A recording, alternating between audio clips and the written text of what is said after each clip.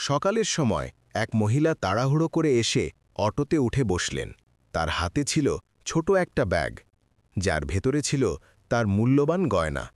Auto থেকে নামার সময় তিনি এত তাড়ায় ছিলেন যে ভাড়া দিয়ে নেমে গেলেন, কিন্তু ব্যাগটা সিটেই পড়ে রইল। অটো চালক সামনে এগিয়ে গেলেন। কিছু দূর যেতেই তার চোখে ব্যাগটা পড়ে। তিনি ব্যাগ খুলে দেখেন ভেতরে সোনার গয়না। এক মুহূর্তের জন্য তিনি থমকে যান।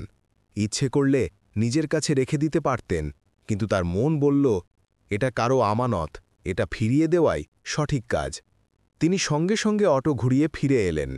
যেখানে মহিলা নেমেছিলেন তিনি সেখানেই দাঁড়িয়ে অস্থির হয়ে নিজের জিনিস খুঁজছিলেন। বারবার বলছিলেন, হে আল্লাহ, আমার ব্যাগটা কোথায় গেল? অটো চালক তার কাছে গিয়ে বললেন, বুনজি, এটা আপনার ব্যাগ, আপনি তাড়াহুড়ায় ফেলে গিয়েছিলেন। মহিলার চোখে জল এসে গেল। তিনি বললেন, ভাইয়া, আজও এমন মানুষ আছে যারা লোভ না করে আমানত ফিরিয়ে দেয়। অটো চালক হাসতে হাসতে বললেন, বুনজি, টাকা তো আবার পাওয়া যায়, কিন্তু ইমানদারি হারালে সব হারিয়ে যায়। দুনিয়ায় যত খারাপই থাকুক, মানুষের মধ্যে ভালোবাসা আর মানবতা আজও বেঁচে আছে।